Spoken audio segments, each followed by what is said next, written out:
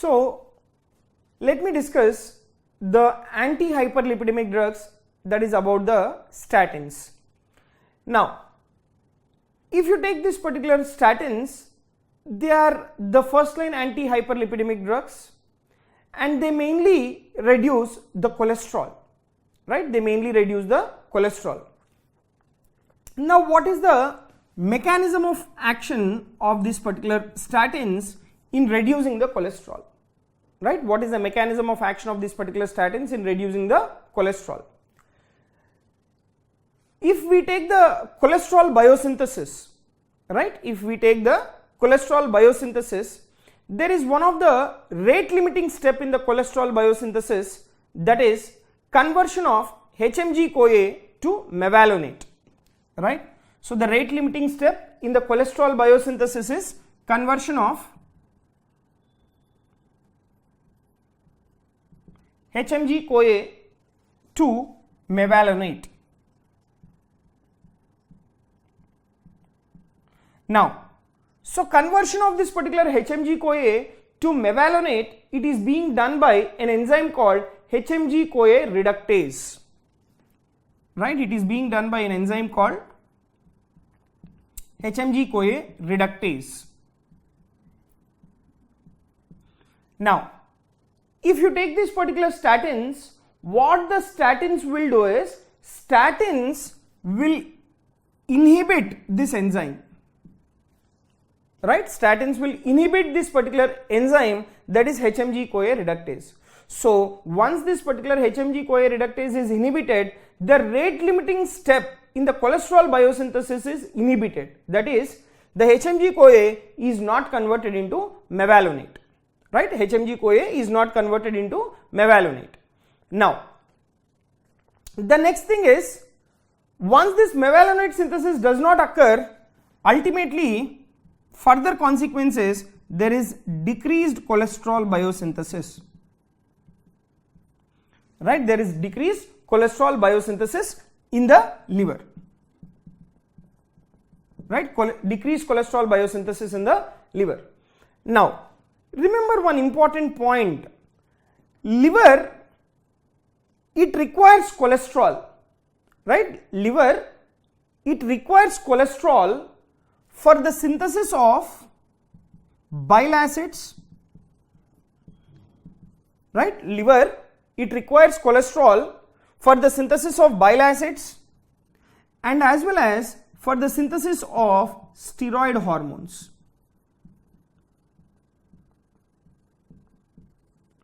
right? As well as for the synthesis of the steroid hormones.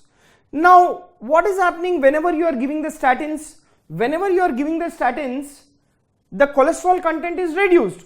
So when the cholesterol content is reduced, now liver cannot synthesize the bile acids, cannot synthesize the steroid hormones. So what the liver will do? Liver responds by increasing the uptake of LDL from the plasma. All right. So what the liver will do is, it responds by increasing the uptake of LDL from plasma.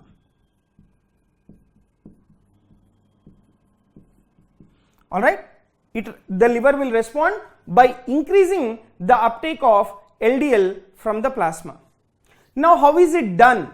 Right? How there is increased uptake of LDL from the plasma by the liver? This is done by increasing the LDL receptors on its surface. Right?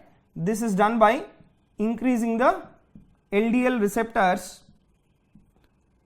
on the surface of liver.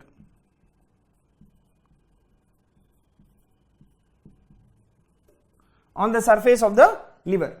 But the point what you need to remember is, this particular statins, they are the most powerful LDL lowering agents, right? The statins,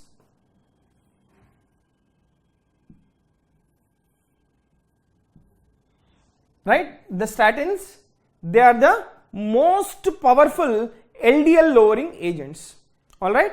Now, so statins, it is reducing the cholesterol biosynthesis in the liver. Statins, they are also reducing the LDL content within the plasma. Alright.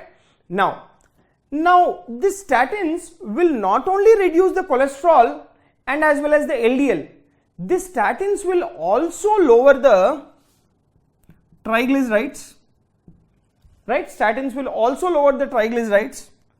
It will also lower the intermediate density lipid, and it will also lower the VLDL, right? It will also lower the VLDL. And apart from that, right, apart from these, what the statins will do is, statins will also increase the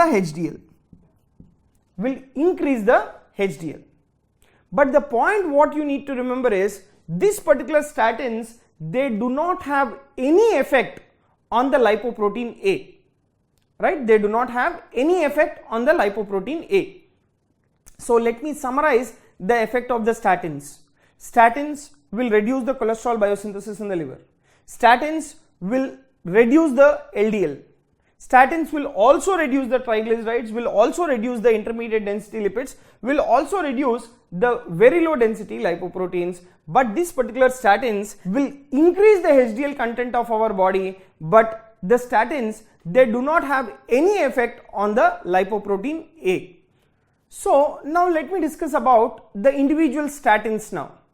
So among the statins, first let me discuss the potency of the statin, which is the most potent statin and which is the least potent statin, right? This will be asked as a multiple choice questions. So if you take the potency wise, remember the statin which is most potent, it is your Pravastatin.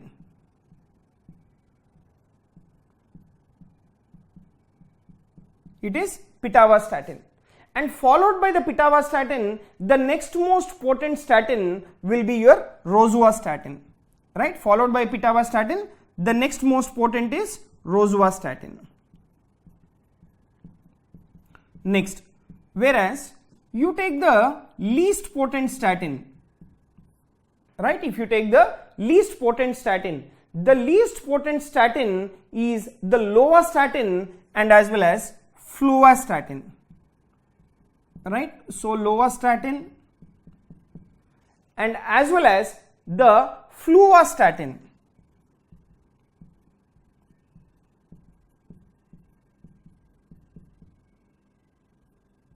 As well as the Flavastatin. These two are the least potent compounds in the group. Alright. Next. Then, so this is about an important point about the potency of the statins.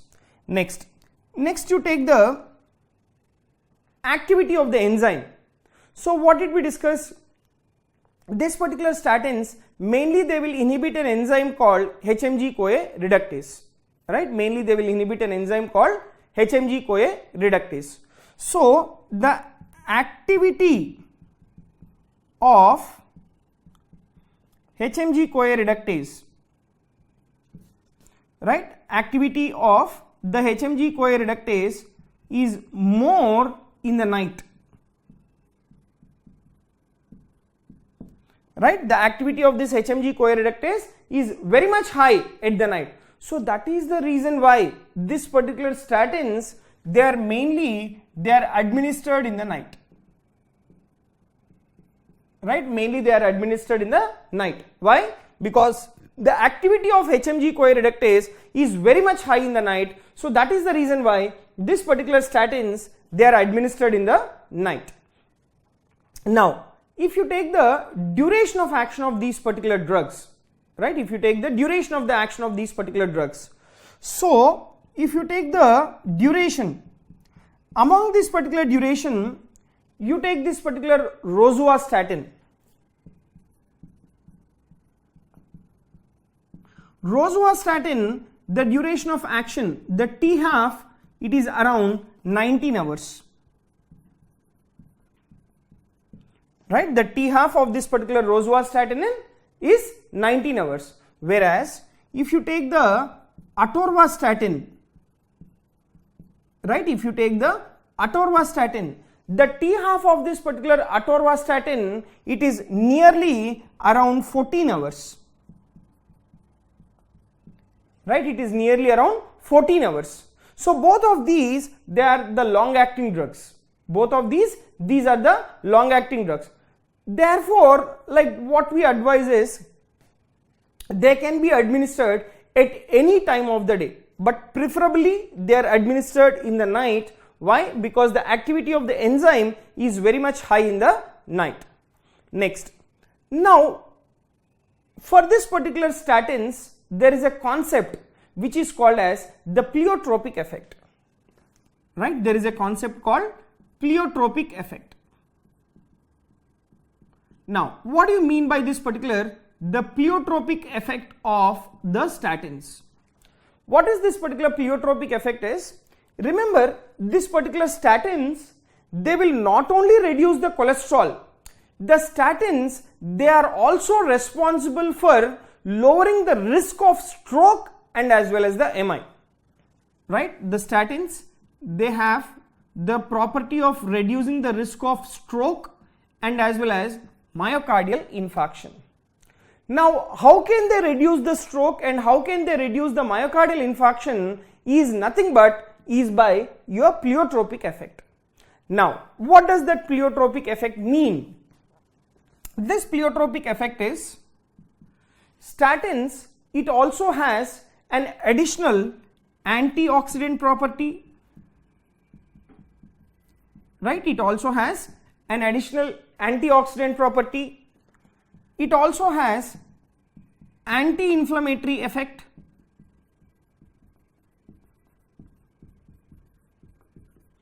right? It also has the anti-inflammatory effect and it also has anti-proliferative properties.